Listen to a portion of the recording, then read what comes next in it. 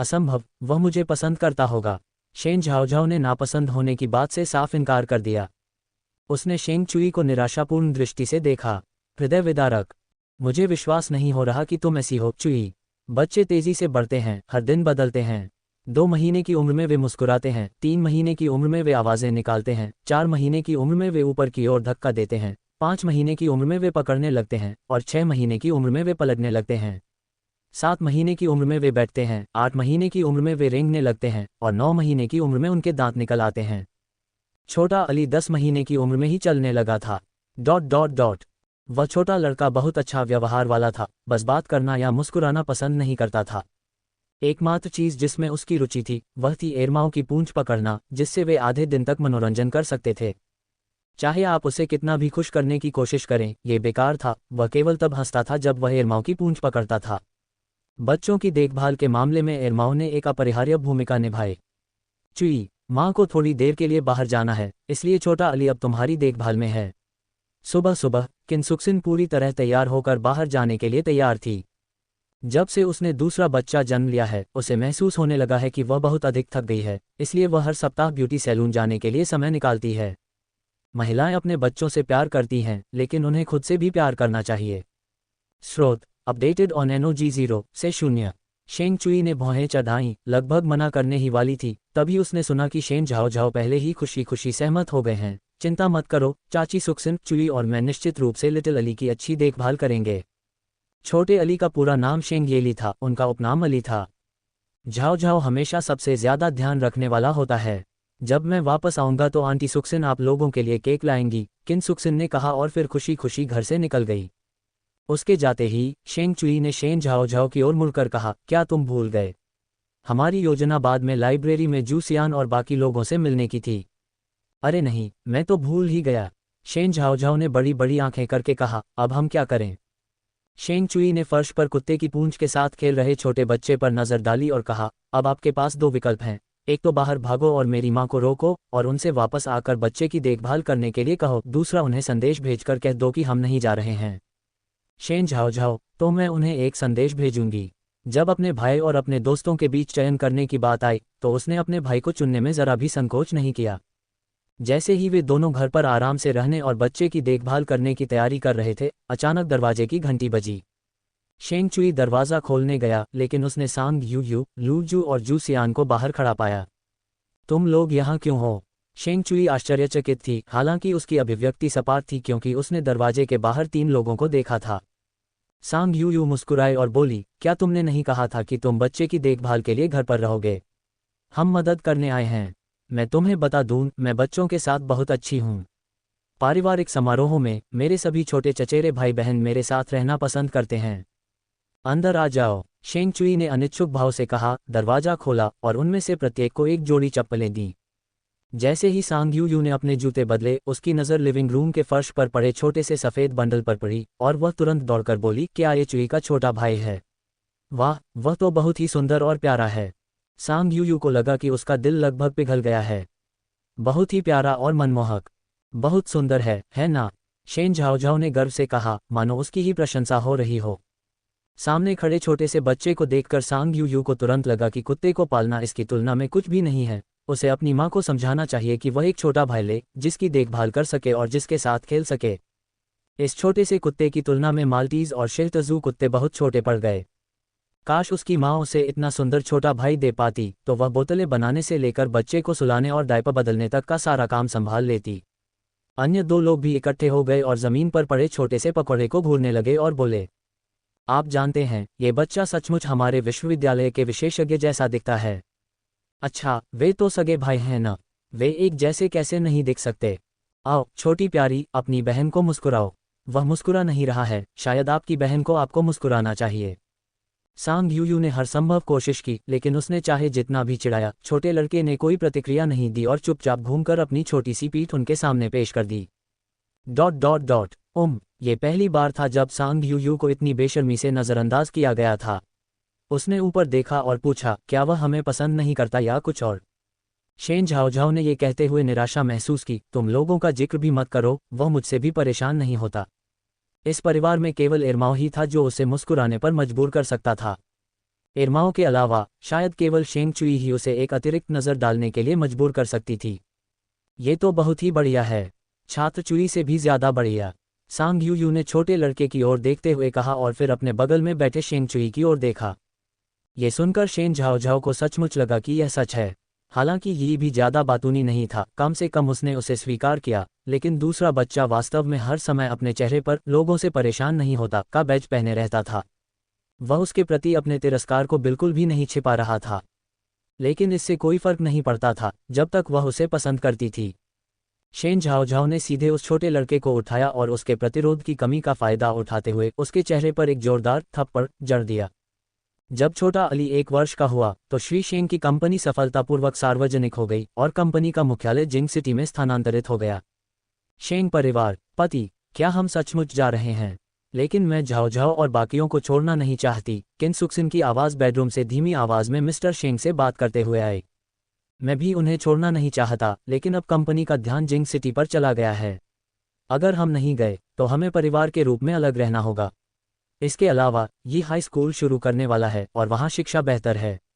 इसके अलावा अली के व्यक्तित्व को देखते हुए मुझे हमेशा लगता है कि कुछ समस्याएं हैं और जिंग सिटी में चिकित्सा की स्थिति और संसाधन बेहतर हैं। मैं उसे वहां जांच के लिए ले जाना चाहता हूं। अपने छोटे बेटे का जिक्र करते हुए किन सुक्सिन भी हिचकिचाने लगी। तो फिर ही से इस बारे में बात करो। ठीक है। शेंग चुई एक कप पकड़े होंठ भींचे कमरे के दरवाजे पर खड़ा था। उसने पानी पीने के लिए लिविंग रूम में जाने की योजना बनाई थी। उसे उम्मीद नहीं थी कि वह अपने माता पिता की बातचीत सुन लेगा। वे आगे बढ़ रहे थे। अगले दिन जब वह स्कूल गया तो शेंग चुई का ध्यान भंग हो गया। यही, क्या तुम्हारे दिमाग में कुछ है? यहाँ तक कि आमतौर पर बेफिक्र रहने वाले शेन झाओ ने भी उसके असामान्य व्यवहार को नोटिस किया। शेंग चुई ने उसकी ओर देखा, काफ़ी देर तक हिचकिचाया, लेकिन अभी भी ये तय नहीं कर पाया कि उसे कैसे बताए। ये कुछ भी नहीं है। उसने अंततः अपनी नज़रें हटा लीं और कहा, ओह। हालांकि शेन झाओ को कुछ अजीब लगा, लेकिन उसने आगे जोर नहीं दिया। उस शाम स्कूल से छुट्टी के बाद वह घर लौट आया। खाने की मेज पर शूरान और शेन मो दोनों ही असामान्य रूप से उदास लग रहे थे। माँ, पिताजी, क्या हुआ? शेन झाओ ने हैरान होकर पूछा। आज सब लोग इतने उदास क्यों लग रहे थे? एक दूसरे को देखने के बाद डैडी झाओ ने खबर दी, झाओ अंकल शेन का परिवार जिंग सिटी जा रहा है। शेन झाओ दंग रह गए, क्या ये भी जा रही है? शू रैन ने स्पष्ट किया, चाचा शेंग और चाची सुक्सिन जा रहे हैं, इसलिए स्वाभाविक रूप से यी को भी उनके साथ जाना होगा। एक परिवार को स्वाभाविक रूप से एक साथ रहने की ज़रूरत होती है। ये खबर उनके लिए एक झटका थी और शेन झाओ को इसे पूरी तरह से पचाने में काफ़ी समय लगा। अचानक ये कदम क्यों उठाया? उसने भौहें चढ़ाकर कहा। शू रैन ने बताया, अंकल शेन की कंपनी जिंग सिटी में स्थानांतरित हो गई है और वे वहाँ कारोबार का विस्तार करेंगे। तुरंत ही शेन झाओ को भोजन कम स्वादिष्ट लगा। उन्होंने अपनी चॉपस्टिक गिरा दी और अगले दरवाजे की ओर भाग गईं। शेन झाओ बहुत हैरान हो गई और अगले दरवाजे पर दौड़ी, ये भी याद किए बिना कि वह अपने फिंगरप्रिंट से दरवाजा खोल सकती है। दरवाजा खटखटाते हुए बैंग बैंग बैंग। चूंकि घर बदलने का निर्णय हो चुका था, इसलिए शेंग परिवार को हाल ही में कई काम निपटाने पड़े और केवल शेंग चुई ही घर पर थी। शेंग चुई दरवाजा खोलने आया और बाहर शेन झाओ को देखकर उसके चेहरे पर आश्चर्य की झलक दिखाई दी। क्या हुआ? उसने पूछा। क्या तुम लोग जा रहे हो? शेन झाओ ने पुष्टि के लिए शेंग चुई के कपड़ों का किनारा तुरंत पकड़ लिया। शेंग चुई ने अभी तक ये नहीं सोचा था कि उसे यह कैसे समझाए और अपने होठों को भींचते हुए धीरे से सिर हिलाया। महम अगर तुम चले गए तो मैं क्या करूंगा? शेन झाओ का चेहरा उदासी से भर गया। शेन झाओ, आप? शेंग चुई ने अपना मुंह खोला, लेकिन इससे पहले कि वह कोई सांत्वनापूर्ण प्रतिक्रिया पा पाता, उसने शेन झाओ को सूंघते हुए सुना और एक दुखी चेहरे के साथ उसने कहा, सो कोई भी मुझे फिर कभी होमवर्क कॉपी करने में मदद नहीं करेगा। शेंग चुई की अभिव्यक्ति एक पल में जम गई और उसकी नज़र उस पर गहरी और जटिल थी। क्या इसीलिए तुम परेशान हो? शेन झाओ ने अपना सिर उठाया और उसे घूरते हुए कहा, क्या ये परेशान होने का पर्याप्त कारण नहीं है? एक ऐसे छात्र के लिए जो पूरे दिल से आराम करना चाहता था, ये सचमुच एक दिल तोड़ने वाली बात थी। शेंग चुई ने कठोर चेहरे के साथ उससे कहा, शेन झाओ, बाहर निकल जाओ। ओह, स्रोत अपडेटेड ऑन एन ओ से ओमाइक्रॉन। शेंग परिवार के घर के दरवाजे पर खड़े होकर बड़े दरवाजे को बंद होते हुए देखते हुए शेन झाओ ने अपनी छाती को छुआ, जहां कुछ उसे अवरुद्ध कर रहा था। उसे घुटन और बहुत असहजता महसूस हुई। ये सोचकर कि वह चाची सुक्सिन और उनके परिवार को फिर कभी नहीं देख पाएगी, शेन झाओ उदासी के मारे अपनी आंखें लाल करने से खुद को नहीं रोक सकी। अगली सुबह शेन झाओझाओ शेंग चुई को ढूंढने गए ताकि वे उनके साथ स्कूल जा सकें, लेकिन शेंग चुई ने पूरे रास्ते अपना चेहरा ठंडा रखा। यहाँ तक कि अन्य लोग भी उससे निकलती ठंड को महसूस कर सकते थे। सांग यूयो पूरी सुबह खुद को रोक नहीं पाए और आखिरकार उसने अपना सिर घुमाकर शेन झाओझाओ से पूछा, क्या तुम दोनों में झगड़ा हुआ था? उसके वर्षों के अवलोकन के आधार पर एकमात्र व्यक्ति जो उसे परेशान कर सकता था वह थी ये लड़की। नहीं, मुझे ऐसा नहीं लगता। शेन झाओझाओ को ज्यादा यकीन नहीं था और उसने शेंग चुई की तरफ देखा। कल रात को वास्तव में लड़ाई नहीं माना जा सकता है ना? तो फिर तुम दोनों बात क्यों नहीं कर रहे हो? शेन झाओझाओ, शायद ऐसा इसलिए है क्योंकि वह घूम रहा है और उसका मूड खराब है। स्थानांतरित हो रहे हैं? कहाँ? सांग यूयू इस खबर से तुरंत चौंक गया। शेन झाओझाओ, जिंग सिटी में जा रहे हैं? क्या इसका मतलब यह नहीं कि हम अब एक दूसरे को नहीं देखेंगे? इतने सालों तक सहपाठी रहने के बाद सांग यूयू उससे अलग होने के लिए काफी अनिच्छुक थी। ठीक है। शेन झाओझाओ ने उसकी छाती को छुआ। वह घुटन भरी और असहज भावना फिर से उभर आई।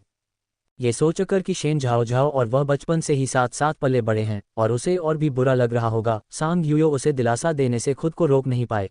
अब तुम बहुत परेशान हो रही होगी, है ना? लेकिन जिंग सिटी यहाँ से बेहतर है और चुई का वहाँ जाना अच्छी बात है। मैंने सुना है कि वहाँ से जिंग यूनिवर्सिटी में दाखिला लेना बहुत आसान है। आखिरकार लोग ऊंची जमीन ढूंढते हैं और पानी नीचे की ओर बहता है। एक दोस्त के तौर पर जब हम देखते हैं कि दूसरे व्यक्ति को बेहतर जिंदगी और बेहतर अवसर मिल सकते हैं तो हम भी उनके लिए अंदर ही अंदर खुशी महसूस करते हैं। शेन झाओझाओ ने सिर हिलाया। हाँ, मैं बहुत परेशान हूँ। क्या तुमने देखा नहीं कि आज मेरा दोपहर का खाना अच्छा नहीं बना? सांग यूयू, ऐसा लगता है कि आप काफ़ी परेशान हैं। वास्तव में मेरे पास कहने को शब्द नहीं हैं। वह शायद समझती थी कि सामने वाला दुखी क्यों है। अगर वह होती तो उसे अंदाज़ा था कि किसी के बेरहम रवैये से वह भी नाराज़ होकर चुप हो जाती। जैसे जैसे फाइनल नज़दीक आ रहा था, शेंग परिवार की स्थानांतरण की सारी तैयारियां अंततः पूरी हो गईं। एक दुर्लभ पारिवारिक रात्रिभोज में किन सुक्सिन ने शेंग चुई की ओर देखा और पूछा, ये घर बदलने की तैयारियां लगभग पूरी हो चुकी हैं। जैसे ही तुम्हारी परीक्षाएं समाप्त होंगी हम निकल जाएंगे। क्या तुमने झाओझाओ और बाकी लोगों को बता दिया है? अभी नहीं। शेंग चुई ने अपने होंठ भींच लिए। उस आखिरी घटना के बाद से उनमें से किसी ने भी दोबारा घर बदलने की बात नहीं की। ऐसा लग रहा था कि इस बारे में बात न करके इस कदम को टाला जा सकता है। ... तो फिर तुम्हें झाओझाओ को ठीक से अलविदा कहना चाहिए। और तुम्हारे दोस्तों का क्या? क्या तुम हमारे जाने से पहले उन्हें बुलाना चाहोगे? किन सुक्सिन ने धीरे से कहा। कोई ज़रूरत नहीं, शेंग चुई ने मना कर दिया। कुछ देर रुकने के बाद उसने फिर ऊपर देखा। माँ, क्या हम गर्मी की छुट्टियों के बाद घर बदलने का इंतज़ार नहीं कर सकते? किन सुक्सिन ने अपने बेटे को दया से देखा। मुझे पता है कि तुम झाओझाओ और बाकियों को नहीं छोड़ना चाहते। तुम्हारे पिताजी और मैं भी उन्हें नहीं छोड़ना चाहते। लेकिन तुम्हारे पिता की कंपनी अभी अभी सार्वजनिक हुई है और वे एक नई जगह पर हैं जहां उन्हें बहुत कुछ संभालना है, इसलिए उनके लिए इधर उधर भागना निश्चित रूप से सुविधाजनक नहीं है। मुझे इस बात की भी चिंता है कि वे जिंग सिटी में अकेले होंगे और उनकी देखभाल करने वाला कोई नहीं होगा। इसके अलावा तुम्हें जिंग सिटी के एक स्कूल में ट्रांसफ़र के लिए बहुत सारे कागजात निपटाने हैं। जितनी जल्दी हम वहां सब कुछ निपटा लेंगे उतनी ही जल्दी हम निश्चिंत हो जाएंगे। मैं घर यहीं रखने की योजना बना रहा हूं ताकि अगर तुम कभी झाओझाओ और बाकियों से मिलने आना चाहो तो कभी भी आ सको। मैं समझ गया। शेंग चुई ने बातचीत जारी नहीं रखी, अपनी चॉपस्टिक नीचे रख दी, खड़ा हुआ और बोला, मैं खाना खा चुका हूं, अब अपने कमरे में वापस जा रहा हूं। अपने बेटे को पीछे हटते देख किन सुक्सिन आह भरने से खुद को रोक नहीं सकी। आखिरकार वे इतने लंबे समय से यहाँ रह रहे थे। न केवल लड़का यहाँ से जाना नहीं चाहता था बल्कि वह भी यहाँ से जाना नहीं चाहती थी। स्रोत अपडेटेड ऑन न्यू जियोमाइक्रॉन से ओमाइक्रॉन। अपने कमरे में वापस आकर शेंग चुई ने दराज से एक सावधानी से लपेटा हुआ डिब्बा निकाला। अंदर वह जन्मदिन का तोहफा था जो उसने इस साल शेन झाओझाओ को देने की योजना बनाई थी। वे पहले भी हमेशा अपना जन्मदिन साथ मनाते थे, लेकिन लग रहा था कि इस साल साथ मिलकर जश्न मनाने का कोई मौका नहीं मिलेगा। कुछ देर तक बक्से को घूरने के बाद उसने उसे वापस दराज में रख दिया। अपने पास रखी एक किताब उठाकर उसने उसे खोला, लेकिन काफ़ी देर बाद भी वह उसमें से एक भी शब्द नहीं समझ पाया। शेंग चुई ने बालकनी की ओर देखा और बाहर जाने के लिए उठ खड़ा हुआ। पड़ोसी कमरे की लाइट जल रही थी और किसी की छाया धुंधली सी दिखाई दे रही थी। इसलिए वह काफ़ी देर तक बालकनी में चुपचाप खड़ा रहा, जब तक कि बगल वाले दरवाजे की रोशनी बुझ नहीं गई। उसके बाद ही वह मुड़कर अपने कमरे में वापस आया। पलक झपकते ही फाइनल आ गया। क्या करूं, मैं बहुत घबरा रहा हूं। अगर मैं खराब प्रदर्शन करूंगा तो इस गर्मी की छुट्टियों में कहीं नहीं जा पाऊंगा। परीक्षा में बस 20 मिनट ही बचे थे। सांग यूयू एक भी शब्द पर ध्यान केंद्रित नहीं कर पा रहा था। उसने सोचा था कि समीक्षा करना केवल अंतरालों को भरने का काम है, लेकिन यह आकाश को ठीक करने के समान ही कठिन निकला और जिंगवेई द्वारा समुद्र को भरने के समान एक अंतहीन कार्य में बदल गया। और अंत में उसे एहसास हुआ कि वह पंगु के समान ही दुनिया का निर्माण कर रही थी। जितना अधिक वह पढ़ती, उतना ही अधिक उसे लगता कि वह कुछ भी नहीं जानती। पिछली पंक्ति से लू शू ने मेरी तरफ देखा और कहा, क्या तुम लोगों ने सोचा है कि इस गर्मी की छुट्टियों में तुम कहाँ घूमने जाना चाहते हो? मेरे पिताजी ने कहा है कि अगर मैं इस फाइनल में अपनी कक्षा में टॉप 10 में आ गया तो वे मुझे किसी अंतर्राष्ट्रीय यात्रा पर ले जाएंगे। सांग यूयू ने उसकी ओर देखा और कहा, क्या तुम्हें नहीं लगता कि तुम्हारे पिताजी ने जिस पाई का वादा किया था वह थोड़ी ज्यादा बड़ी और गोल है? हालांकि पाई आकर्षक थी, लेकिन वह बता सकती थी कि वह उसके लिए पहुंच से बाहर थी। लू शू ने भौहें चढ़ाईं और कहा, तो हम इस बात पर सहमत हुए कि अगर मैं इस परीक्षा में 10 रैंक तक सुधार कर लूं तो वह मुझे देश के किसी लोकप्रिय शहर की यात्रा पर ले जाएगा। उन्होंने शीर्ष 10 में जगह बनाने की उम्मीद छोड़ दी थी, लेकिन अभी भी कुछ ऐसा था जिसके लिए प्रयास करना था। क्या आपने तय कर लिया है कि आप कहाँ जाना चाहते हैं? शेन झाओझाओ ने पूछा। लू शू ने जवाब दिया, चलो जिंग सिटी चलते हैं। मैंने सुना है कि वहाँ घूमने के लिए कई आकर्षक जगहें हैं और हम बड़े शहर की चहल पहल का भी अनुभव कर सकते हैं। जैसे ही जिंग सिटी का उल्लेख किया गया, शेन झाओझाओ का चेहरा अनायास ही कठोर हो गया और उसने अवचेतन रूप से शेंग चुई की दिशा में देखा। वह भी उसकी ओर देख रहा था। एक क्षण के लिए उनकी आंखें मिली, फिर दोनों ने तुरंत नजरें फेर लीं। ठीक है, चुई जिंग सिटी जा रहा है ना? हम अब भी मिल सकते हैं, लू शू ने शेंग चुई की तरफ देखते हुए खुशी से कहा। चलो तुम्हारी परीक्षा के बाद इस बारे में बात करते हैं। सांग यूयू ने उसे घूर कर देखा। शेंग चुई का जाना कोई रहस्य नहीं था, कम से कम उनके छोटे समूह को इसके बारे में पता था, लेकिन किसी ने जानबूझकर एक दूसरे को याद नहीं दिलाया था, जैसे कि वे सभी इसके बारे में भूल गए हों। ... कोई भी इस मुद्दे को उठाकर सबको दुखी नहीं करना चाहता था। फिर भी इस व्यक्ति को सबसे अप्रिय विषय को उठाना पड़ा, जिसमें परिस्थितिजन्य जागरूकता का पूर्ण अभाव था। ये देखकर कि उसकी बातों ने सबका मूड खराब कर दिया है, लू शू ने भौहें चढ़ाईं और कहा, ये सब प्रतिक्रियाएं क्यों हैं? क्या तुम्हें इतना उदास होना जरूरी है? कोई भी पार्टी ऐसी नहीं होती जो खत्म न हो, ये बस एक कदम है। ऐसा नहीं कि हम फिर कभी एक दूसरे को नहीं देखेंगे। अगर बुरा भी हो जाए तो हम सब मिलकर जिंग सिटी में जाकर देख सकते हैं, फिर मिल सकते हैं, है ना?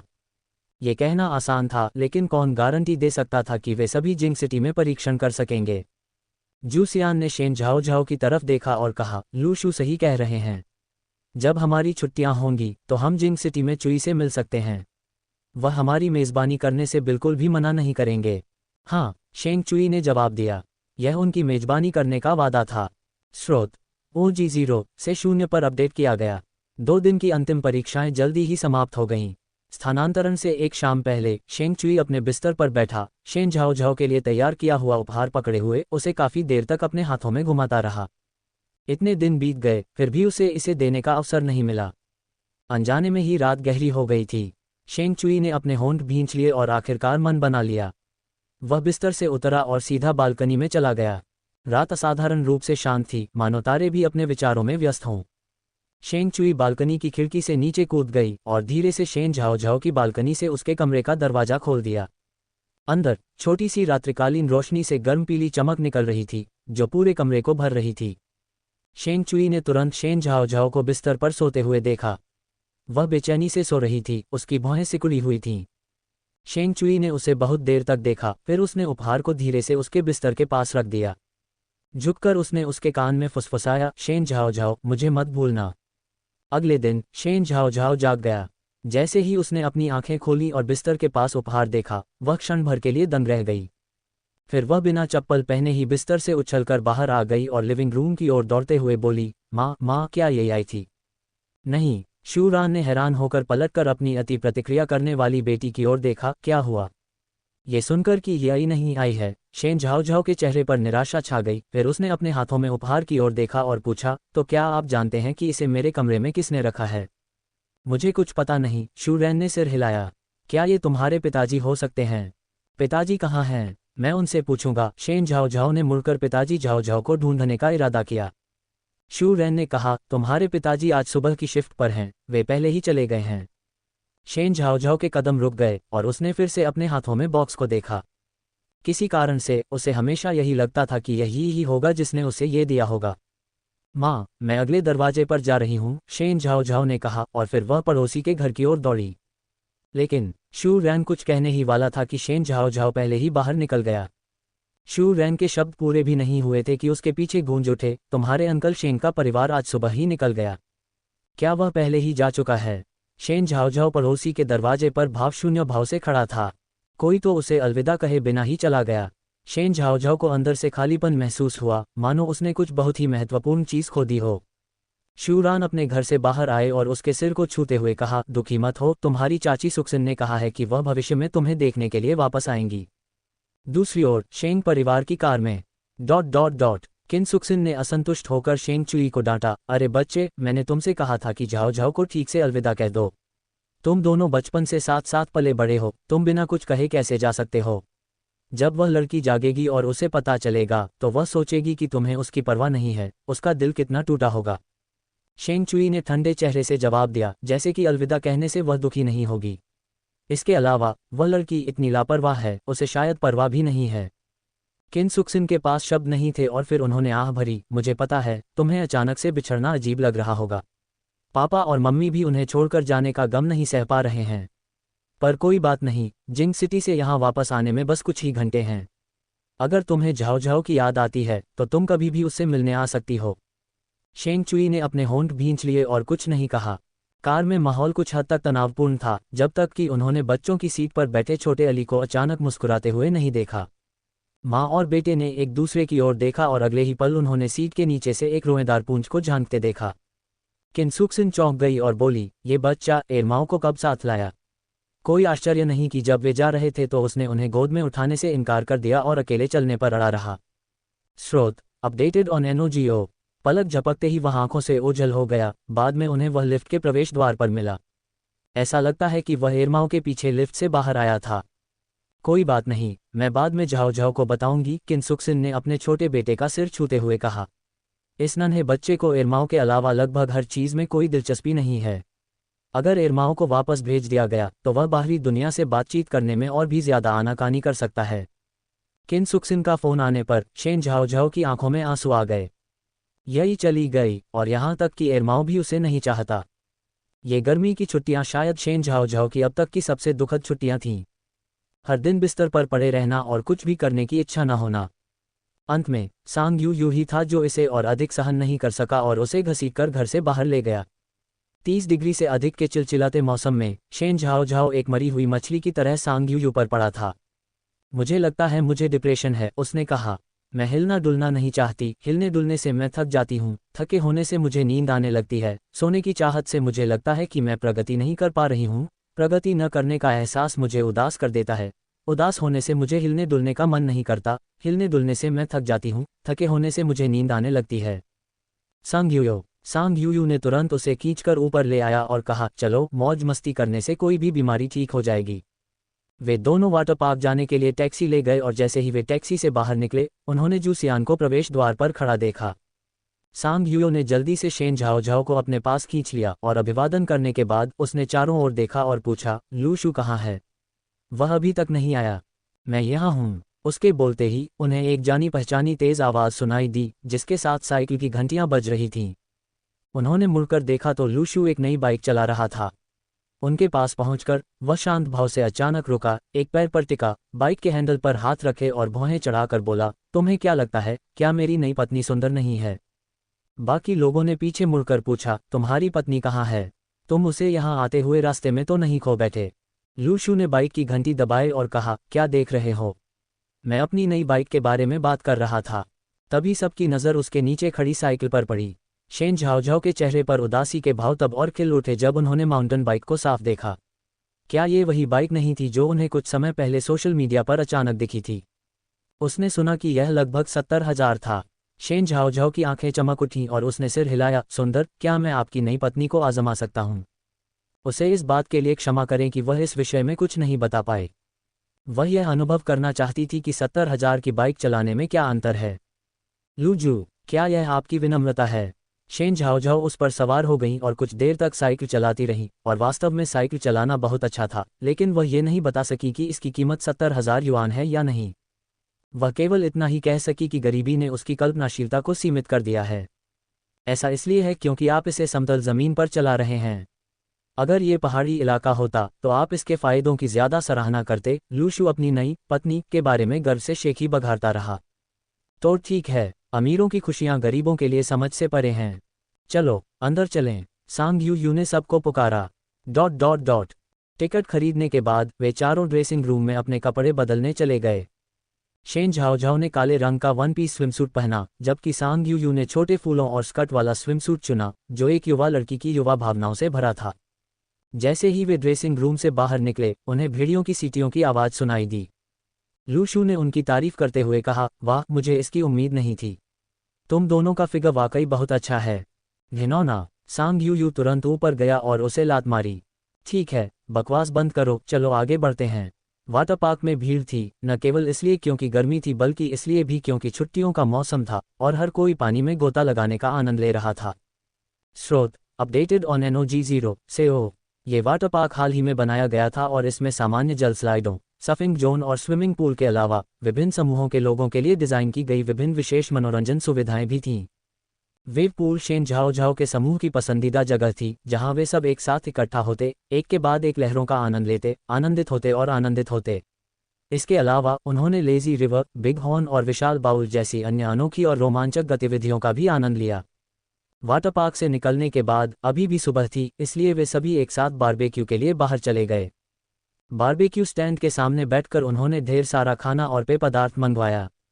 एक सीख को काटते हुए सांग यू को वह आखिरी समय याद आया जब वे सभी एक साथ कैंपिंग करने गए थे और वह ये कहने से खुद को नहीं रोक पाए, ऐसा लगता है जैसे चुई के बिना यहाँ कुछ कमी है। शेन झाओझाओ ने गुनगुनाया, दुनिया उसके बिना भी चलती रहती है। वह भी उससे नाराज थी कि वह अलविदा कहे बिना चला गया। उस व्यक्ति की अनुपस्थिति में अब कोई भी उसे होमवर्क करने के लिए मजबूर नहीं करता था और कोई भी उसे सप्ताहांत पर जल्दी जगाने के लिए मजबूर नहीं करता था। शेन झाओझाओ ने सोचा कि उसे खुश होना चाहिए, लेकिन वास्तव में वह बिल्कुल भी खुश महसूस नहीं कर सकी। अभी भी उससे नाराज होकर शेन झाओझाओ ने कई दिनों तक उससे संपर्क नहीं किया था। कोई बस व्यंग्य कर रहा है, सांग यू ने उसे चिढ़ाते हुए कहा। बिल्कुल नहीं, शेन झाओझाओ ने साफ इनकार कर दिया। सांग यू कुछ और कहने ही वाली थी कि शेन झाओझाओ ने चावल के केक की एक सीख उसके मुंह में ठूंस दी। चुप रहो और अपना खाना खाओ। सांग यू ने चावल के केक का एक निवाला खाया। ये सुगंधित और कुरकुरा था और काफी स्वादिष्ट था। ये देखते हुए कि यह कितना स्वादिष्ट था, उसने शेन झाओझाओ को कुछ समय के लिए छोड़ देने का फैसला किया। ग्रीष्मावकाश के बाद वे 9वीं कक्षा शुरू करने वाले थे। इसका मतलब था कि वे मिडिल स्कूल की परीक्षाओं की उल्टी गिनती में प्रवेश कर रहे थे और पढ़ाई अचानक और भी जोरदार हो गई। हर दिन अंतहीन कक्षाओं के अलावा उन्हें अनगिनत मॉक परीक्षाएं भी देनी पड़ती थीं। भारी मात्रा में होमवर्क और नींद की कमी के कारण शेन झाओझाओ के पास किसी और चीज़ के बारे में सोचने के लिए समय या ऊर्जा नहीं थी, जैसे उस व्यक्ति पर लगातार गुस्सा करते रहना। एक दिन मिडिल स्कूल की परीक्षाओं से ठीक पहले शू रैन ने अचानक शेन झाओझाओ से कहा, चाची सुक्सिन ने कहा है कि परीक्षा समाप्त होने के बाद वे कुछ समय के लिए रहने आएंगे। शेन झाओझाओ एक सप्ताह तक रोमांचित रहे, यहाँ तक कि मिडिल स्कूल की परीक्षाएं भी किसी तरह अच्छी लग रही थीं। परीक्षा समाप्त होने के 3 दिन तक उत्सुकतापूर्वक प्रतीक्षा करने के बाद शेन झाओझाओ विशेष रूप से घर की सफाई में मदद करने के लिए अगले दरवाजे पर गए तथा सभी फर्श और फर्नीचर को साफ किया।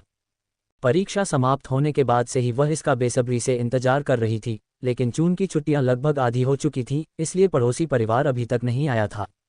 माँ, क्या आपने नहीं कहा था कि चाची सुक्सिन और उनका परिवार मिडिल स्कूल की परीक्षा के बाद वापस आएंगे? ये देखकर कि छुट्टियां लगभग खत्म हो चुकी थीं, शेन झाओझाओ अंततः शू रैन से पूछे बिना नहीं रह सके। शू रैन, ओह, मैं आपको बताना भूल गया, चाची सुक्सिन का परिवार इस साल वापस नहीं आ रहा है। क्या? वे वापस क्यों नहीं आ रहे हैं? उत्सुकता से भरा हुआ सब कुछ शून्य हो गया और शेन झाओझाओ पूरी तरह से स्तब्ध रह गया। शू रैन ने कहा, उन्होंने कहा कि वे लिटिल अली को इलाज के लिए विदेश ले गए हैं। अली को क्या हुआ है? शेन झाओझाओ ने जल्दी से पूछा। वह बच्चा हमेशा चुप रहता है और उसे आसपास की चीज़ों में भी कोई दिलचस्पी नहीं है। तुम्हारी चाची सुक्सिन चिंतित हैं, उन्होंने अभी अभी विदेश में एक विशेषज्ञ के बारे में सुना है, इसलिए उन्होंने सोचा कि उसे डॉक्टर के पास ले जाएं और साथ ही पूरा परिवार विदेश में छुट्टियां भी मना सकेगा। तो फिर तुमने मुझे पहले क्यों नहीं बताया? वह इतने लंबे समय से इसका इंतज़ार कर रही थी, लेकिन उसका इंतज़ार व्यर्थ ही रहा। मैं तो भूल ही गई। अगर ये लड़की यह बात न कहती तो उसे याद ही नहीं आता। तुम सब खाओ, मैं नहीं खाऊंगी। शेन झाओझाओ बहुत गुस्से में थी, समझ नहीं पा रही थी कि उसे ज्यादा इस बात का दुख था कि उसकी माँ ने उसे तुरंत क्यों नहीं बताया, या फिर इस बात का कि कोई वापस नहीं आया। खैर, अचानक उसकी भूख मर गई, उसने खाना नहीं खाया और गुस्से में अपने कमरे में वापस चली गई, अपने कटोरे और चॉपस्टिक वहीं छोड़ दिए। इस बच्ची को क्या हो गया है? शू रैन अपनी बेटी के गुस्से से हैरान थी।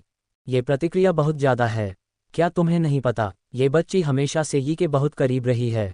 वह कब से उम्मीद लगाए बैठी है और अब ये सुनकर कि वह वापस नहीं आ रहा है, उसे बहुत बुरा लग रहा होगा। डैडी झाओझाओ ने अपनी पत्नी को सब्जियां परोसते हुए कहा, ठीक है, अगर वह नहीं खाएगी तो हम खाएंगे, चलो उसकी चिंता न करें, उसे खुद ही सब कुछ संभालने दें। ये लड़की तो बहुत ज्यादा गुस्सैल हो गई है। शू रैन ने अपना सिर हिलाया। स्रोत अपडेटेड ऑन NOG0 से ओमाइक्रॉन।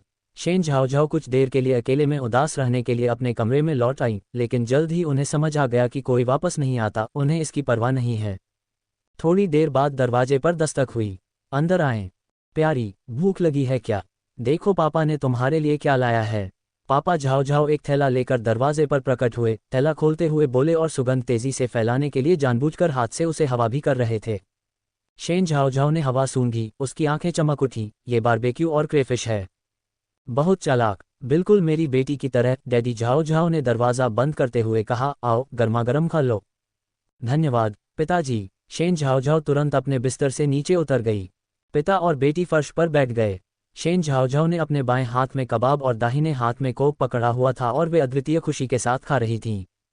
जैसे ही डैडी झाओझाओ ने उसके लिए झींगे छीले, उन्होंने कहा, तुम्हारी माँ बूढ़ी हो रही है और भुलक्कड़ हो गई है। उसने जानबूझकर तुमसे यह बात नहीं छिपाई। उसके साथ सख्ती मत करो। मैं भी गलत थी, मुझे उस पर गुस्सा नहीं करना चाहिए था। माँ ठीक तो हैं। शेन झाओझाओ तब तक शांत हो चुकी थी, स्वादिष्ट खाने की उपचार शक्ति के कारण उसकी परेशानियां भूल गई थीं। तुम अपनी माँ को जानते हो, क्या वो कभी तुमसे सच में नाराज हुई हैं?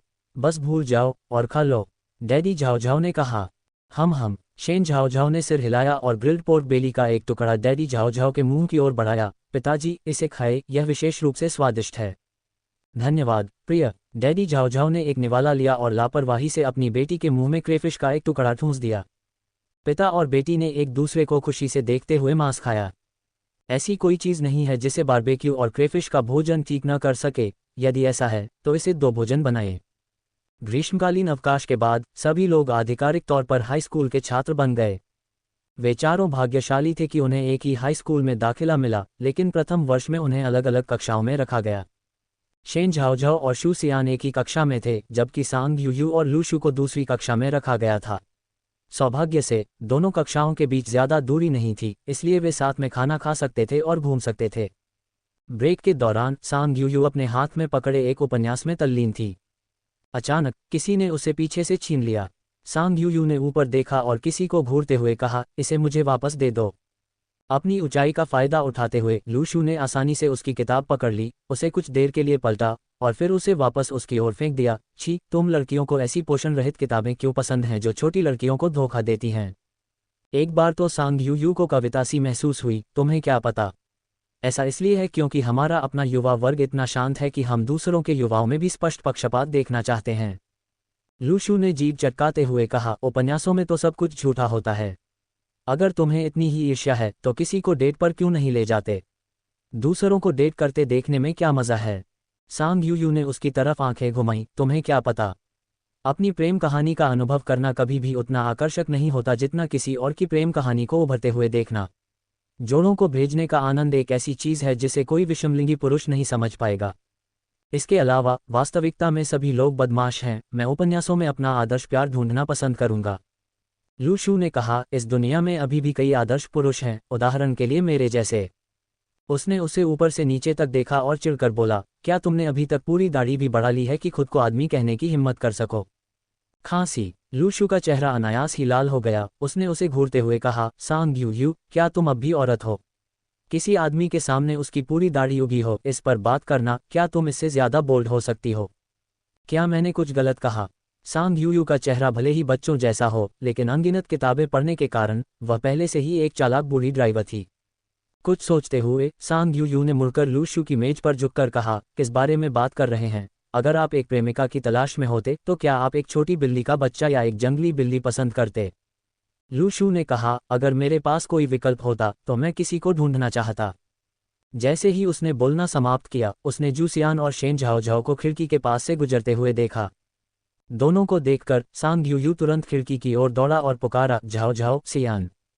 दोनों ने उसकी ओर हाथ हिलाया। उसके पीछे लूशू की असंतुष्ट आवाज सुनाई दी, वे झाओझाओ और सियान क्यों हैं और मैं सिर्फ लूशू हूं। सभी लोग मित्र हैं, तो फिर ये दोनों उससे ऊंचे दर्जे पर क्यों हैं? अगली बार मैं तुम्हें शुक्सु कहूं तो कैसा रहेगा? सांग यूयू की बात खत्म होते ही वह पहले हंसी। उसके ढीठ चेहरे पर ऐसा कहना हमेशा थोड़ा अजीब लगता था। खांसी खांसी, यह इतना बुरा नहीं है। लूशू को किसी कारण से अपने कानों में खुजली महसूस हुई और वह उन्हें खुजाने से खुद को रोक नहीं सका।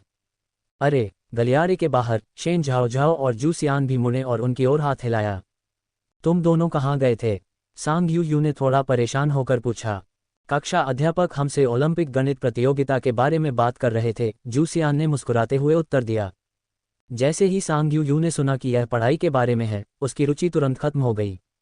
लूशू ने फिर मौका पाकर आमंत्रित किया, आज स्कूल के बाद हमारी कक्षा में बास्केटबॉल का खेल है, क्या तुम दोनों देखने आना चाहोगे? जरूर, शेन झाओझाओ ने सिर हिलाया, तब हम आपका उत्साह बढ़ाएंगे और आपके लिए पानी लाएंगे। ठीक है, मैं खेल के बाद आप सभी को आइसक्रीम खिलाऊंगा, लूशू ने प्रसन्नतापूर्वक कहा। जू सियान भी मुस्कुराया और कहा, तो मैं सभी के लिए बबल टी खरीदूंगा। बहुत बढ़िया, सब लोग एक दूसरे को देखकर मुस्कुराए। युवा लोगों की दोस्ती हमेशा भावुक, शुद्ध और उज्ज्वल होती है। झाओझाओ, क्या तुम सचमुच इस बार गणित प्रतियोगिता में नामांकन कराने की योजना नहीं बना रहे हो? सांग यूयू और लूशू का अभिवादन करने के बाद शेन झाओझाओ और शू सियान अपनी कक्षा की ओर चल पड़े। नहीं, मैं नहीं हूं, शेन झाओझाओ ने साफ मना कर दिया। क्यों? आप ओलंपिक गणित में इतने अच्छे हैं, इसमें भाग न लेना कितना बेकार है। अगर मेरा चयन हो जाता तो मुझे ओलंपिक गणित टीम में शामिल होना पड़ता और हर सप्ताहांत अतिरिक्त कक्षाएं लेनी पड़ती और छुट्टियों में प्रशिक्षण शिविरों में भी जाना पड़ता। मैं सचमुच छुट्टियों में पढ़ाई जारी नहीं रखना चाहती, शेन झाओझाओ ने कहा। बस इसके बारे में सोचकर ही उनके सिर में दर्द होने लगा। जब से शेंग चुई आगे बढ़ी थी, उसने खुद को पूरी तरह से मुक्त कर लिया था। इसके अलावा स्कूल में अपनी पढ़ाई पर ध्यान देना ही उसके लिए अपने माता पिता और शिक्षकों के प्रति सबसे बड़ा सम्मान था। शू सियान ने कहा, लेकिन अगर आप हाई स्कूल ओलंपिक गणित प्रशिक्षण टीम में शामिल हो सकें और प्रांतीय चैंपियनशिप जीत सकें तो आपको जिंग विश्वविद्यालय में सीधे प्रवेश का अवसर मिलेगा। आखिरकार कॉलेज प्रवेश परीक्षा हजारों सैनिकों के साथ एक लट्ठे के पुल को पार करने जैसा है, एक और रास्ता होना हमारे लिए अच्छा होगा। किसने कहा कि मैं जिंग विश्वविद्यालय जाना चाहती हूँ? शेन झाओझाओ को अपनी सीमाएं पता थीं और इसके अलावा प्रांतीय चैंपियनशिप जीतना इतना आसान नहीं था। अपनी आंखें उठाकर जू सियान ने उसकी ओर देखा और कहा, मुझे लगा कि तुम जिंग विश्वविद्यालय के लिए प्रयास करना चाहोगी। क्यों? क्योंकि मैंने अभी तक पूरी तरह से हार नहीं मानी है जिससे आपको ऐसा लगे। जू सियान ने कहा, क्या शेंग चुई जिंग शहर में नहीं है? मुझे लगा कि तुम उसे ढूंढने जरूर जाओगी। उसका जिक्र आते ही शेन झाओझाओ का चेहरा उतर गया और वह दुखी होकर बोली, उसके ठिकाने से मेरा क्या लेना देना? किसने कहा कि मैं उसे ढूंढने जाऊं? वैसे अगर मैं उसे ढूंढना भी चाहूं तो मुझे जिंग यूनिवर्सिटी जाने की जरूरत नहीं पड़ेगी। क्या वह किसी और के लिए खुद को मुश्किल स्थिति में डालने वाली महिला थी? बिल्कुल नहीं। इसके अलावा वह छुट्टियों में भी उससे मिलने नहीं आया, हो सकता है कि वह उसे पहले ही भूल चुका हो। क्या वह उसके लिए जिंग विश्वविद्यालय में प्रवेश पाने का प्रयास करेगी? हाँ, बिल्कुल नहीं। ठीक है, यह मेरी तरफ से एक गलतफहमी थी, लेकिन मुझे अब भी उम्मीद है कि आप इस पर दोबारा विचार करेंगे और बेहतर होगा कि आप इसमें हिस्सा लें। दूसरों के लिए नहीं, बल्कि अपने लिए एक बेहतरीन अवसर के तौर पर, शू सियान ने कहा। ये जानते हुए कि उसके इरादे नेक थे, शेन झाओझाओ ने सिर हिलाया। ठीक है, धन्यवाद, मैं इस पर कुछ और विचार करूंगा। जू सियान उसकी प्रतिक्रिया सुनकर मुस्कुराई। चलो, क्लास का समय हो गया है। अरे, वैसे मैंने सुना है कि इस साल का ओलंपिक गणित प्रशिक्षण शिविर जिंग सिटी में होगा। जिंग सिटी, ये दो शब्द सुनकर शेन झाओझाओ का दिल अनिवार्य रूप से थोड़ा धड़क उठा। हालांकि उसने कहा कि वह उससे मिलना नहीं चाहती, क्योंकि उन्हें आखिरी बार मिले हुए 1 साल से भी अधिक समय हो गया है। खैर, शायद वह प्रशिक्षण शिविर का उपयोग चाची सुक्सिन और छोटे अली से मिलने के बहाने के रूप में कर सकती है ना? पहले तुम कक्षा में वापस जाओ। मुझे अभी याद आया, मुझे कक्षाध्यापक से कुछ बात करनी है, मैं भी वापस जाती हूँ, उसने कहा और फिर मुड़कर कार्यालय की ओर भाग गई। गलियारे के अंत में उसकी आकृति को गायब होते देख जू सियान रुक गया, फिर उसने अपनी नज़रें हटा लीं और कक्षा की ओर बढ़ गया। दोपहर की अंतिम कक्षा समाप्त हो गई। शेन झाओझाओ और सांग यूयू स्कूल की दुकान पर पानी खरीदने गए और फिर बास्केटबॉल कोर्ट की ओर चल पड़े। क्या तुम ओलंपिक गणित प्रतियोगिता में शामिल हो रही हो? क्या तुमने नहीं कहा था कि तुम्हें इस तरह की प्रतियोगिताओं से नफरत है और तुम फिर कभी इनमें हिस्सा नहीं लोगी? रास्ते में सांग यू को तब आश्चर्य हुआ जब उसने सुना कि शेन झाओझाओ ने ओलंपिक गणित टीम में शामिल होने का फैसला किया है। शेन झाओझाओ ने कहा, मुझे लगता है कि जू सियान सही कह रही है। अगर मुझे प्रांतीय रैंकिंग मिल जाए तो शायद मुझे कॉलेज की प्रवेश परीक्षाएं ही नहीं देनी पड़ेंगी। इन आधारों पर उसे दाखिला मिलेगा या नहीं, ये बात गौण थी। उसे मुख्यतः आंटी सुक्सिन और लिटिल अली की याद आ रही थी। ओह, और उसका एरमाओ भी। सांग यू ने आह भरते हुए कहा, मुझे तुम लोगों से सचमुच ईर्ष्या होती है कि तुम में प्रतियोगिताओं के लिए इतनी अतिरिक्त ऊर्जा है। अभी के 9 विषयों से निपटने में ही मेरी बुद्धि समाप्त हो गई है। और मैंने सुना है कि प्रतियोगिताओं में भाग लेना बहुत थका देने वाला होता है। खासकर हाई स्कूल में वे बहुत कठिन होती हैं, बेहद कठिन। प्राइमरी या जूनियर हाई स्कूल जैसी बिल्कुल नहीं। हालांकि जबकि अन्य लोगों को कम से कम प्रयास करने का मौका मिला, उसे प्रयास करने का अवसर ही नहीं मिला। शेन झाओझाओ ने भी इसके बारे में सुना था। यही कारण है कि जब शिक्षक ने उनसे संपर्क किया तो उन्होंने तुरंत मना कर दिया। लेकिन प्रशिक्षण शिविर के लिए जिंग सिटी जाने के विचार से शेन झाओझाओ को लगा कि वह अभी भी थोड़ा और प्रयास कर सकती है। बास्केटबॉल कोर्ट पर पहुंचते ही दोनों बातें कर रहे थे। खेल पहले ही शुरू हो चुका था। कोर्ट के बाहर उत्साह देखने के लिए काफ़ी लड़कियां एकत्रित हुई थीं, जिनमें कुछ सांग यू की कक्षा से और कुछ अन्य कक्षाओं से थीं। दूर से उन्हें लड़कियों की जोर जोर से जयकार सुनाई दे रही थी और कभी कभी लूशू का नाम भी सुनाई दे रहा था। शेन झाओझाओ ने पहचान लिया कि सबसे उत्साही जयकारे लगाने वाले लोग सांग यू की कक्षा से थे और वे हंसने से खुद को रोक नहीं पाए। आपकी कक्षा की लड़कियां काफ़ी उत्साही हैं। सांग यू ने अपनी जीभ चटकाते हुए कहा, ऐसा लगता है कि मैंने लूशू, उस बच्चे की लोकप्रियता को कम करके आंका था। मध्यांतर के दौरान शेन झाओझाओ ने उसे अपने साथ खींचते हुए कहा, चलो उसके लिए पानी लेकर आते हैं।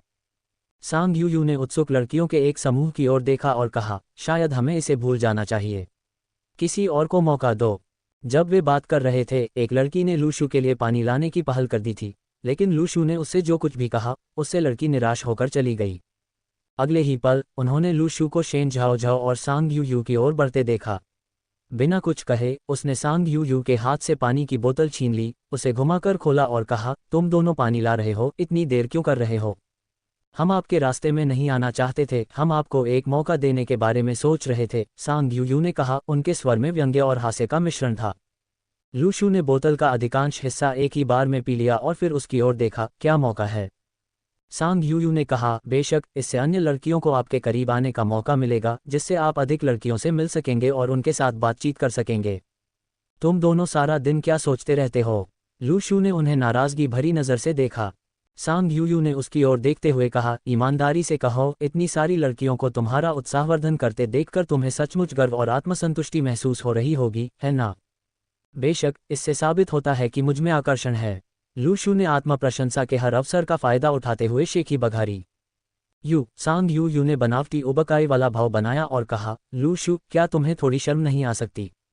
लूशू ने अपने सिर पर पसीने की बूंदों को झाड़ दिया और अपने गीले बालों को पीछे कर लिया, जिससे उसका आकर्षक चेहरा दिखाई देने लगा। क्या आपको नहीं लगता कि मैं बास्केटबॉल खेलते हुए सुंदर दिखता हूँ? सांग यू, वास्तव में नहीं। ऐसा इसलिए है क्योंकि आपको कोई स्वाद नहीं है, लूशू ने ठंडी आवाज में कहा। फिर शेन झाओझाओ की ओर मुड़ा और पूछा, शेन झाओझाओ, आपको क्या लगता है, क्या मैं सुंदर हूँ या क्या? बुरा नहीं है। शेन झाओझाओ ने सिर हिलाया, तुम अपनी कक्षा में काफी अलग हो, क्योंकि उसकी कक्षा में कोई और ऐसा नहीं है जो खेल सके। इसकी तुलना में ये बच्चा सचमुच काफी अच्छा लग रहा था। फफ्त, सांग यू जोर से हंसे बिना नहीं रह सका। क्या तुमने सुना? तुम तो छोटों के बीच एक जनरल की तरह हो और अगर शेंग चुई यहाँ होते तो तुम पर कोई ध्यान नहीं जाता। क्या हम अब भी दोस्त हैं या नहीं? लूशू उदास था।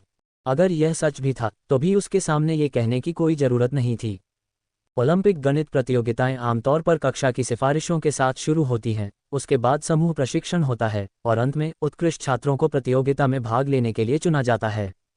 जो प्रतिभागी दिसंबर में प्रारंभिक प्रतियोगिता में असाधारण प्रदर्शन करते हैं, वे अगले वर्ष मार्च में पुनः प्रतियोगिता में भाग लेते हैं। पुनः प्रतियोगिता में उत्कृष्ट प्रदर्शन करने वाले छात्रों को ओलंपिक गणित ग्रीष्मकालीन प्रशिक्षण शिविर में भाग लेने का अवसर मिलेगा। शेन झाओझाओ और अन्य लोगों ने पंजीकरण कराने के बाद सबसे पहले स्कूल स्तर की चयन परीक्षा में भाग लिया। वह और जू सियान दोनों ने कट हासिल किया, जिससे 20 लोगों का एक प्रतियोगिता समूह बना। 2 महीने से अधिक के प्रशिक्षण के बाद अंततः उन्हें प्रारंभिक प्रतियोगिताओं के पहले दौर का सामना करना पड़ा। परीक्षा हमेशा की तरह पड़ोसी शहर में आयोजित की गई थी और चूंकि यह सप्ताहांत था, शेन झाओ अलार्म सेट करना भूल गया। जब वह उठी तो उसने पाया कि स्कूल खुलने में 10 मिनट से भी कम समय बचा था। शेन झाओ ने जल्दी से हाथ धोए और प्रवेश टिकट तथा परीक्षा उपकरण हाथ में लेकर घर से बाहर भागी। दूसरी ओर स्कूल के गेट पर टीम का नेतृत्व करने वाले शिक्षक उपस्थिति ले रहे थे। जूसियान ने चारों ओर देखते हुए शेन झाओ को कॉल करने के लिए अपना फ़ोन निकाला। हालांकि सप्ताहांत था, फिर भी टैक्सी बुलाना आम दिनों से ज़्यादा मुश्किल लग रहा था। शेन झाओ ने टैक्सी ऐप खोला और काफ़ी देर तक इंतज़ार किया, लेकिन किसी ने ऑर्डर स्वीकार नहीं किया। आखिरकार वह टैक्सी लेने में कामयाब हो गई और जैसे ही वह उसमें बैठी, उसे शूसियान का फ़ोन आया और उसने पूछा कि वह कहाँ है। मैं रास्ते में हूँ, लगभग पहुँच ही गया हूँ, शेन झाओ ने ड्राइवर से तेज़ी से चलने का आग्रह करते हुए कहा। ठीक है, मैं आपके लिए शिक्षक को बता दूंगा, जूसियान ने उत्तर दिया। फ़ोन रखकर जूसियान ने शिक्षिका की ओर मुड़कर कहा, शिक्षिका, हमारी सहपाठी शेन झाओ अभी नहीं आई हैं, वह पहले ही रास्ते में हैं। क्या हम उनके लिए थोड़ी देर और इंतज़ार कर सकते हैं? शिक्षक ने अपनी घड़ी पर नज़र डाली और कहा, ठीक है, उससे कहो कि जल्दी करे। बाकी छात्र बस में चढ़कर इंतज़ार कर सकते हैं। लगभग 10 मिनट बाद शेन झाओ अंततः आ पहुँचे। माफ़ करना, मुझे देर हो गई। शेन झाओ ने बस में चढ़ते ही सभी से माफ़ी मांगी। इस प्रतियोगिता में हाई स्कूल के प्रथम और द्वितीय वर्ष के छात्र शामिल थे और यद्यपि कक्षा के बाद सभी ने एक साथ प्रशिक्षण लिया था, फिर भी निजी तौर पर वे एक दूसरे के करीब नहीं थे। चूंकि बहुत सारे लोग उसका इंतजार कर रहे थे, इसलिए कुछ लोग असंतुष्ट थे। तुरंत ही एक लड़की ने नाराज़गी से शिकायत की, आपको समय का अंदाज़ा कैसे नहीं है कि आप हम सबको इंतज़ार करवा रहे हैं? क्या आपको ज़रा भी शर्म नहीं आती? मुझे खेद है, ये जानबूझकर नहीं किया गया था, शेन झाओ ने कहा, ये जानते हुए कि उसकी गलती थी और उसने लड़की से फिर से माफ़ी मांगी। बार बार माफ़ी मांगने के बावजूद लड़की का गुस्सा और बढ़ गया और उसने उसे घूरते हुए कहा, क्या तुम्हें एहसास है कि यह प्रतियोगिता हम सबके लिए कितनी ज़रूरी है? हमने इतने लंबे समय से इसकी तैयारी की है। अगर तुम्हारी देरी का असर सबके प्रदर्शन पर पड़ा तो क्या होगा? क्या तुम ये जिम्मेदारी ले सकती हो? मैं नहीं कर सकता, शेन झाओ ने ईमानदारी से उत्तर दिया। लड़की और भी कुछ कहना चाहती थी, लेकिन शेन झाओ के क्षमा प्रार्थी अंदाज को देखकर उसे लगा कि शेन झाओ जानबूझकर ऐसा कर रहा है, शिक्षकों और दूसरे छात्रों के सामने सहानुभूति बटोरने के लिए दयनीय बनने का नाटक कर रहा है। उसने शेन झाओ को और भी नीचा देखा, लेकिन वह दूसरे छात्रों के सामने ज्यादा आक्रामक नहीं दिखना चाहती थी, इसलिए वह नाराजगी भरी टिप्पणी करते हुए वहां से चली गई, जब तक तुम्हें पता है। दरअसल शेन झाओ जानबूझकर ऐसा नहीं कर रही थी। उसे सुबह ठीक से नींद नहीं आई थी और जल्दी निकलने की वजह से उसने ठीक से सफाई भी नहीं की थी, इसलिए वह उदास लग रही थी। ये देखकर कि लड़की ने इस मुद्दे पर जोर देना बंद कर दिया, शेन झाओ ने राहत की सांस ली और जल्दी से जूसियान के बगल में बैठ गए। क्या तुम ठीक हो? जूसियान ने चिंता से उससे पूछा। मैं ठीक हूँ, शेन झाओ ने अपना सिर हिलाया। इसका बुरा मत मानो, जूसियान ने एक पल सोचा और फिर उसे सांत्वना दी। मैं सचमुच ठीक हूँ। चूंकि उसकी देरी की वजह से सबको पहले ही देर हो चुकी थी, इसलिए लड़की की शिकायत गलत नहीं थी। वैसे दूसरों पर गुस्सा करने से तो बस खुद पर ही मुसीबत आ जाती है, ऐसी कोई ज़रूरत नहीं। जूसियान को अब आश्वस्ति हो गई कि वह वास्तव में ठीक है। जैसे ही वह कुछ कहने वाला था, उसने एक गुड़गुड़ाहट की आवाज़ सुनी। जूसियान ने आश्चर्य से शेन झाओ को देखा। शेन झाओ ने अपने पेट को छुआ और अजीब तरह से मुस्कुराई, मैं आज सुबह इतनी जल्दी में थी कि नाश्ता करना भूल गई। ये सुनकर शूसियान अपनी हंसी रोक नहीं पाया। उसने अपने बैग से दूध की एक बोतल निकाली और उसे देते हुए कहा, मेरे पास बस इतना ही है, अभी के लिए इसे पी लो। परीक्षा स्थल पहुंचकर हम वहां कुछ खाने का इंतजाम करेंगे। धन्यवाद। शेन झाओ ने कोई औपचारिकता नहीं निभाई, दूध लिया और स्ट्रॉ को सीधे अपने मुंह में डाल लिया। जूसियान जिप लगाने ही वाला था कि अचानक उसकी नज़र बैकपैक के अंदर पड़ी। वह झिझका, फिर मोशन सिकनेस पैच का एक पैकेट निकाला और शेन झाओ को देते हुए बोला, ओह, ये भी ले लो। मुझे याद है तुम्हें कार में उल्टी आती है। क्या आप विचारशील नहीं हैं? इसे तैयार करने के लिए भी, शेन झाओ ने मुस्कुराते हुए कहा और इसे स्वीकार कर लिया। ये देखकर कि उसने मना नहीं किया, जूसियान के दिल की घबराहट एकदम से शांत हो गई और वह भी मुस्कुराने लगा। वह जानता था कि शेन झाओ को कार में उल्टी होने की समस्या है, लेकिन इससे पहले शेंग चुई हमेशा उसके साथ रहा था और उसके लिए ऐसी चीज़ें तैयार करने के लिए किसी और की कोई आवश्यकता नहीं थी। इस बार जब वह निकला तो उसने किसी तरह इसके बारे में सोचा और विशेष रूप से एक फार्मेसी में चला गया। और यह सचमुच आवश्यक साबित हुआ। लिन सिटी तक की यात्रा लगभग 1 घंटे की थी और शेन झाओ के लिए ये कुछ देर सोने का सही समय था। उसे जूसियान ने धीरे से जगाया। क्या हम वहां पहुंच गए? उसने अपनी आंखें रगड़ी और सीधी होकर बैठ गई। हाँ, शेन झाओझाओ भीड़ के पीछे कोच से उतरी, लेकिन जैसे ही वह अंतिम सीढ़ी से नीचे उतरी, किसी ने अचानक उनकी एड़ी पर पैर रख दिया, जिससे उनका संतुलन तुरंत बिगड़ गया। सौभाग्य से जू सियान उसके आगे था और उसकी चीख सुनकर समय रहते पीछे मुड़कर उसे पकड़ने में कामयाब रहा। क्या आप ठीक हैं? जू सियान ने पूछा। मैं ठीक हूँ। शेन झाओझाओ ने उसकी मदद से खुद को संभाला, पीछे मुड़ी और देखा कि बस में उस पर आरोप लगाने वाली लड़की उसके पीछे खड़ी थी। जब लड़की ने उसे देखते हुए देखा तो उसने बिना ज्यादा गंभीरता के माफी मांगी, माफ करना, मेरा ऐसा इरादा नहीं था। क्या तुम ठीक हो? यदि लड़की की माफी थोड़ी अधिक ईमानदार होती तो शायद शेन झाओझाओ को विश्वास हो जाता कि यह जानबूझकर नहीं किया गया था, लेकिन लड़की के हाव भाव से यह स्पष्ट था कि उसमें कोई ईमानदारी नहीं थी। इसमें उकसावे का भी संकेत था। शेन झाओझाओ अपनी भौहें चढ़ाए बिना नहीं रह सकीं। उन्हें नहीं लगा कि उन्होंने उस लड़की को नाराज किया है। यहाँ तक कि जब वह देर से आई थी और पहले भी सबको देर से आने दिया था, तब भी उन्होंने माफी मांगी थी। लेकिन लड़की ने हिम्मत नहीं हारी, यहाँ तक कि उसने जानबूझकर उसकी एड़ी पर पैर रखकर उसे गिरा दिया। ये तो बहुत ज्यादा था। यदि जू सियान उसे पकड़ने के लिए आगे नहीं आता तो वह जमीन पर गिर सकती थी। इतनी दूर क्यों जाना? मैं ठीक हूँ, लेकिन शायद अगली बार जब तुम चलोगी तो तुम्हें ज्यादा सावधान रहना चाहिए। आखिरकार तुम किसी को गिराना तो नहीं चाहोगी। शेन झाओझाओ कभी भी धक्का मुक्की करने वालों में से नहीं थी और उसने तुरंत न तो बहुत जोर से और न ही बहुत धीरे से धक्का दिया। आप, दूसरी लड़की ने सोचा था कि शेन झाओझाओ पहले की तरह धमकाए जाने पर भी कुछ नहीं कहेगा और उसके द्वारा उसका सामना किए जाने पर वह हैरान रह गई। जैसे ही वह बोलने वाली थी, टीम लीडर शिक्षक आए और पूछा, क्या हुआ? कुछ नहीं गुरुजी, बस शेन बस से उतरते समय थोड़ा लड़खड़ा गया था, लगभग गिर गया था। लड़की ने शेन झाओझाओ की ओर देखते हुए कहा, उसे बोलने से पहले ही रोक दिया। टीम लीडर शिक्षक ने फिर शेन झाओझाओ से पूछा, क्या आप ठीक हैं? मैं ठीक हूँ। शेन झाओझाओ ने अपना सिर हिलाया। खुशी है कि तुम ठीक हो। सब लोग कृपया सावधान रहें और सुरक्षित रहें, शिक्षक ने उसका ध्यान अपनी ओर खींचते हुए कहा और फिर बाकियों को याद दिलाते हुए कहा, इस यात्रा में समय कम है, इसलिए सब लोग जल्दी से चलें, पहले परीक्षा स्थल पर चलें। शेन झाओझाओ को चुनौती भरी नजरों से देखते हुए लड़की परीक्षा स्थल की ओर जाते हुए उसके पास से गुजरी। क्या तुमने उसे नाराज किया? यहाँ तक कि जू सियान को भी अब कुछ गड़बड़ नजर आ रही थी। मुझे नहीं लगता। क्या सुबह देर से आना भी गिनती में आएगा? शेन झाओझाओ ने ध्यान से सोचा। हालांकि वे एक ही ओलंपिक गणित समूह में थे, वे अलग अलग कक्षाओं में थे और आमतौर पर कक्षा के बाहर उनकी कोई बातचीत नहीं होती थी। इससे पहले उस व्यक्ति का उसके प्रति रवैया ठीक था, सिवाय इसके कि इस बार ये स्पष्ट रूप से लक्षित हमला लग रहा था। जू सियान ने लड़कियों की दिशा में देखा, कुछ समझ नहीं पाया और फिर अपनी नज़रें वापस घुमाते हुए कहा, चलो परीक्षा की तैयारी करते हैं। ठीक है। दूसरी ओर जी मियाओ ने अपना फ़ोन निकालते हुए संदेश भेजा, मैंने उसे आपके लिए एक सबक सिखाया है, लेकिन वह भाग्यशाली थी, इससे उसका चेहरा थोड़ा सा खराब हो गया। जल्द ही फ़ोन के दूसरी तरफ से जवाब आया, धन्यवाद चचेरे भाई।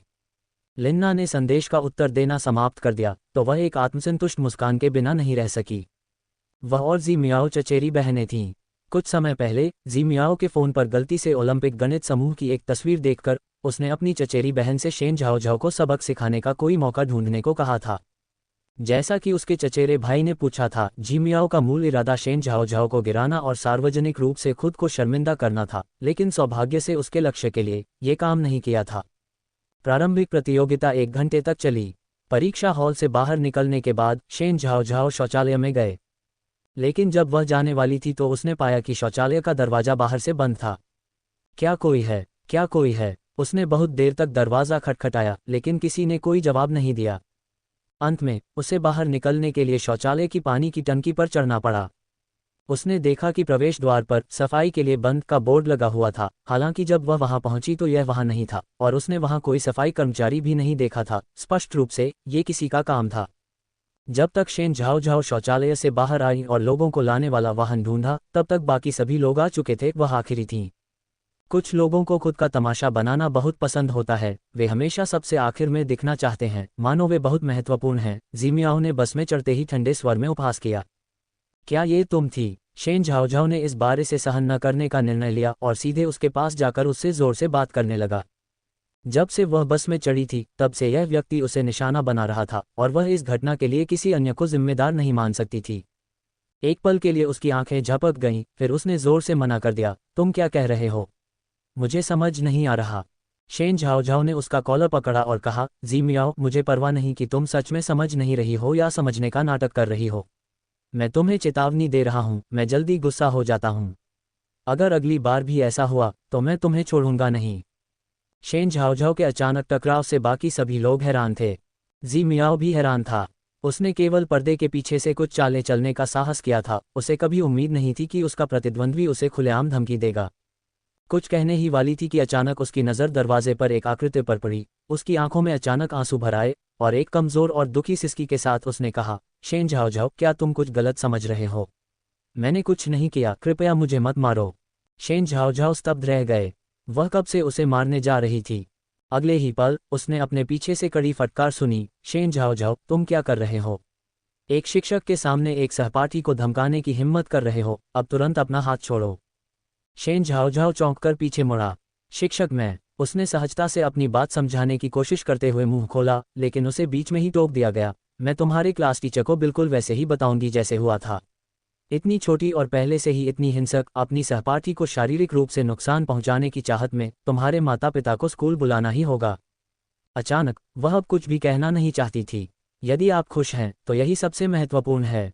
शेन झाओझाओ ने जी मियाओ का कॉलर छोड़ दिया और अपने चेहरे पर एक गहरे भाव के साथ जूसियान के बगल में अपनी सीट पर वापस आ गई। अभी क्या हुआ? जूसियान ने जी मियाओ की दिशा में देखते हुए पूछा।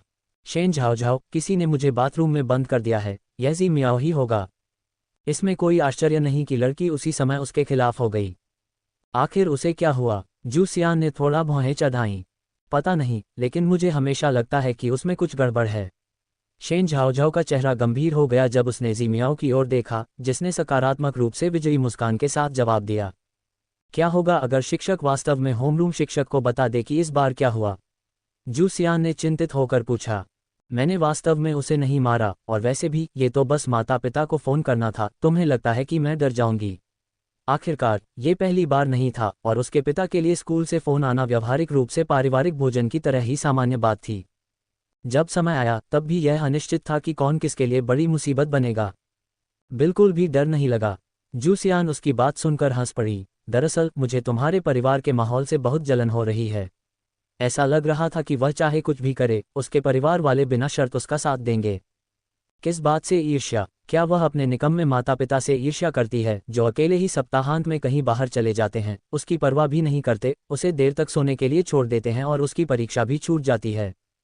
वह सचमुच आभारी थी। प्रतियोगिता के परिणाम बहुत जल्दी आ गए। इस ओलंपिक गणित प्रतियोगिता में हमारे स्कूल ने काफ़ी प्रभावशाली परिणाम हासिल किए हैं। 5 छात्र अगले दौर में पहुंच गए हैं। उनमें से 2 हमारी कक्षा के हैं। शेन झाओझाओ और शू सियान, आइए उन्हें बधाई दें, कक्षा शिक्षक ने मंच से घोषणा की। शेन झाओझाओ, बधाई हो। जू सियान, आप भी।